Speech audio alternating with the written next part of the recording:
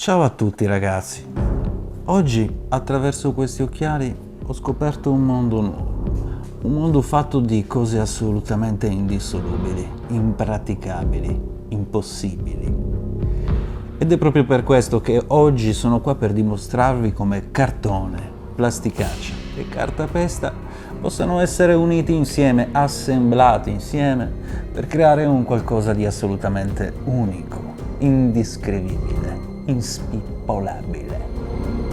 Benvenuti a tutti nello spazio dedicato ai prodotti di paglia.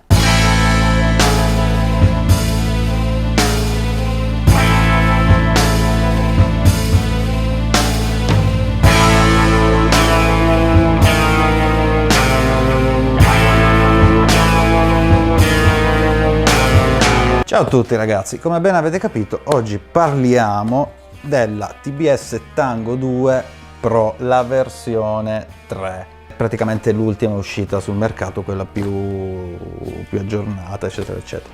Andiamo a vedere subito insieme cosa c'è dentro questa bella scatolina, un sacchettino dove poter mettere dentro la nostra radio, abbiamo un portachiavi importantissimo questo per fare i flip molto più velocemente ragazzi, perché questa qua è arte.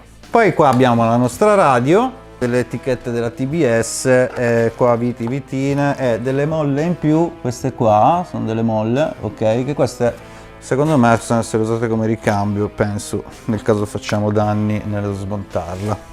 Andiamo a vedere in primo piano esteticamente come si presenta questa radio. È plasticaccia come tutte le altre ovviamente. Ragazzi, non stiamo a parlare molto di sta roba, tanto ormai lo sappiamo, su tutte le radio di plasticaccia, ok? Tranne alcune, però su tutte lì.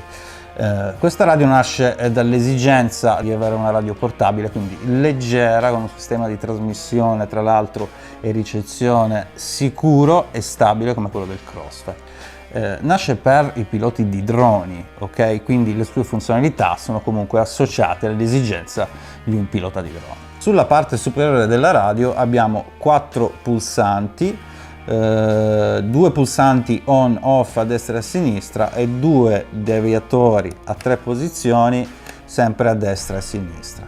Questi pulsanti on-off sono molto utili secondo me per quanto riguarda l'arm, il pre-arm o comunque funzioni che sono o on o off. Sulla parte posteriore della radio abbiamo anche qua altri 2 pulsanti piccolini che noi possiamo andare a configurare. In totale con tutti questi pulsanti copriamo a grandi linee un 10 canali. Sul fronte abbiamo i nostri pulsanti per la navigazione del menu, uno schermo piccolino che è grande per intenderci come quello che troviamo sul Crossfire, ok? A grandi linee è lo stesso, se non proprio lo stesso modello. Sulla parte inferiore della radio troviamo il tasto d'accensione, l'USB-C e il connettore dell'audio. Sul connettore USB-C possiamo sia caricare la nostra batteria che collegarlo a un simulatore o comunque al computer per relativi aggiornamenti o cos'altro. La batteria è integrata dentro la radio, è di 5000 mAh e devo dire che comunque avendo uno schermino così piccolo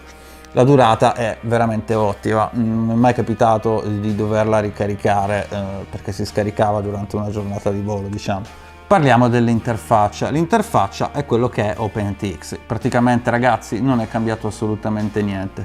Lo stesso software che c'è dentro questa radio lo ritroviamo anche in tutte le altre radio in cui è installato OpenTX. Ritroviamo quindi nel menu tutte le cose che ritroviamo anche nelle altre radio, anche quelle più grandi. La navigazione nel menu è semplice, diciamo portata nel moderno, un po' come anche tutte le altre radio, con la nostra rotellina che ci permette di navigare nel menu semplicemente e i tasti sempre di navigazione che sono sulla sinistra, che sono uscita, menu e il cambio pagina. Dentro questa radio c'è integrato il sistema del Crossfire. Questa qua è una cosa interessante perché normalmente come funziona? Che se voi volete aggiungere il Crossfire dovete comprare una radio del genere e poi il Crossfire parte e andarlo a montare qua dietro sul modulo. In questo caso è tutto integrato. Crossfire è il sistema di trasmissione attualmente sul mercato più sicuro e meno problematico per quanto riguarda l'utilizzo nei droni, ok? Perché trasmette a una frequenza di 900 MHz, ma adesso togliamo questo discorso.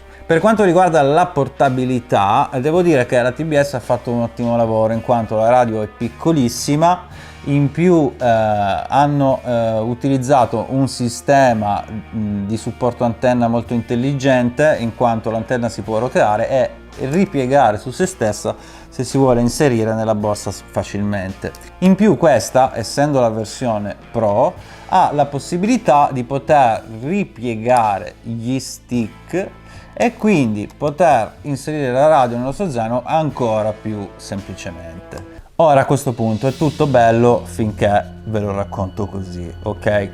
Ma andiamo a parlare di una cosa.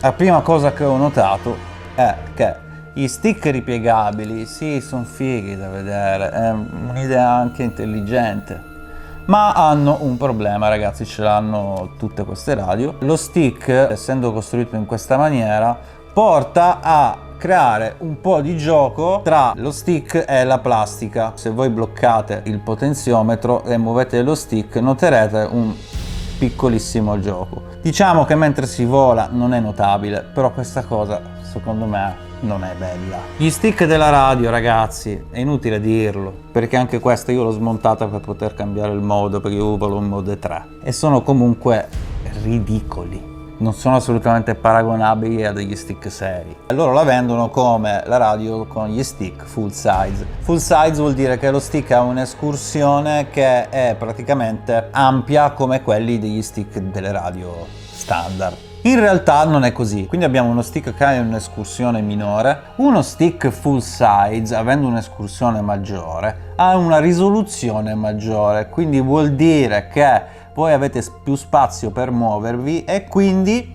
potete andare a prendere quei punti che se lo stick ha meno corsa non potete prendere. Ora, in una recensione normale una persona vi direbbe: gli stick non sono il massimo, però comunque se ci fai l'abitudine vanno bene, ok?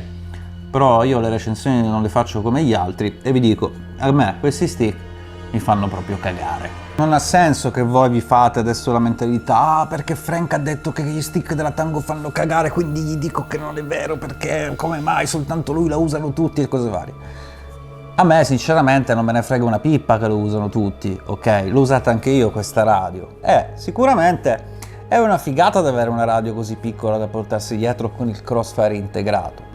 Però, se vengo ai fatti, io quando ho utilizzato questa radio sembravo un ebete a volare, ok? Ma non è una questione di abitudine, perché l'ho usata anche più volte. Quindi la prima volta che l'ho usata ho detto Madonna mia che schifo, la seconda volta ho detto Madonna mia che schifo, la terza volta ho detto Madonna mia che schifo, ok? Poi ho preso la mia, ho detto Dio fa come volo diversamente.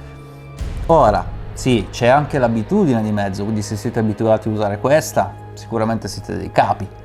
Però c'è comunque, secondo me, un limite meccanico. C'è una cosa da prendere in considerazione, che è quella di come la radio viene tenuta, ok? Avendo questa impostazione da joystick della PlayStation, cosa succede? Succede che se noi ad esempio non utilizziamo il laccio per la radio, dobbiamo tenere la radio con le nostre mani, che secondo il mio avviso è assolutamente sconsigliato, ok? Perché si utilizza il laccio della radio? Il laccio della radio non serve per avere la radio più comoda, ma serve per fare in modo che le tue spalle siano rilassate e che tu vada ad agire sugli stick con le mani totalmente libere, ok? Quindi libere di muoversi, tipo leve. Se tu devi tenere la radio e muovere gli stick, sì, ok, funziona lo stesso, e se sei abituato a guidare così va anche bene. Ma ti assicuro che utilizzando un'altra impostazione guiderai poi sicuramente meglio. In più, in questa posizione, la radio essendo corta, se io dico ok, la tengo con il laccio e sfrutto la leva delle mie braccia per muovere gli stick, la radio è troppo vicina al corpo, ok? Guardate le braccia, devono stare indietro. Se io voglio stare rilassato, devono stare indietro, oppure sto con le braccia così. Secondo me non è una posizione adatta per diciamo, andare a perlustrare il mondo. Detto questo, comunque, come direbbero tutti quanti, è una cosa di abitudine. C'è però una cosa positiva della radio in questa impostazione, che se uno è abituato a guidare con il pollice come facevo io prima, l'escursione del pollice è nettamente migliore rispetto a una radio più larga, ok? Ma questo proprio per una questione che arrivate sui lati interni della radio molto più velocemente, cioè c'è molta meno escursione. Ovviamente è più comodo per chi guida con il pollice, ma si ha meno risoluzione. Ed è proprio questa la motivazione del perché io personalmente sono passato da guidare con i pollici a capezzolo, ok? Arriviamo alle conclusioni. Di pro questa radio ha sicuramente la portabilità. Si può portare ovunque, è leggerissima e per chi viaggia o per chi magari va in vacanza con lo zainetto dell'Invicta e ci vuole mettere dentro anche la radio con il drone, questa qua è una figata ed è pensata veramente per questo, secondo me. In più, integrato hai un sistema di trasmissione figo. Come contro questa radio, come avete ben capito, sicuramente sono gli stick, ok? E l'ergonomia, che secondo il mio punto di vista non è l'ergonomia adatta per poter imparare la postura corretta. Ma questo c'è chi se ne sbatte e c'è chi no, questo dipende da voi. Sicuramente ragazzi, se non avete una radio e volete comprare una radio con il Crossfire, siete all'inizio, che voi usate gli stick di plasticaccio, gli stick seri, ma non la prendete a male, la verità. Quindi ragazzi, se volete spendere comunque non tantissimi soldi, avere una soluzione integrata, questa qua è la radio che fa per voi, assolutamente consigliatissima. Per quanto riguarda me, visto che la recensione lo faccio io e decido io cosa dire, è una radio che, come potete ben vedere, anche se sono da costruzione droni, io ho acquistato perché mi piaceva, ho detto se questa radio è figa, portabile ed è tutto, ragazzi, è la radio della mia vita. In realtà mi sono accorto che gli stick mi facevano cagare e la venderò appena finito questo video. In descrizione trovate i link per acquistare il prodotto, trovate inoltre altri link di altri prodotti che magari io consiglio, nel caso siete curiosi cliccateci sopra, perché se li acquistate io ricevo più o meno 10 centesimi, che sono i soldi necessari per continuare a sviluppare questo bellissimo canale. Se non siete interessati cliccateci comunque, così se comprate qualcos'altro mi arrivano comunque 10 centesimi e quindi mi aiutate comunque. E che dire, aspetta che mentre mi scaccolo vi saluto e mentre vi lancio questa caccola ci vediamo alla prossima.